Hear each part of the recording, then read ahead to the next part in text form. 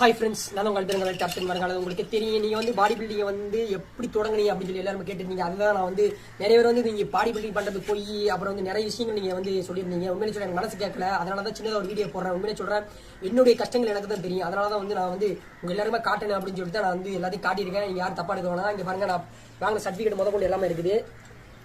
இங்கே பாருங்கள், ஃபஸ்ட்டு வந்து நான் வந்து பாடி பில்டிங் தொடங்கணும்னு வந்து 2016 தொடங்கினேன்.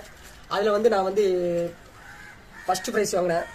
பார்த்துக்கிறேங்க, 55 kg வந்து ஃபஸ்ட்டு ப்ரைஸ் வாங்கினேன். அடுத்து வந்து அதில் வந்து பெஸ்ட்டு போசர்னு சொல்லிட்டு ஒரு அவார்டு வாங்கினேன்.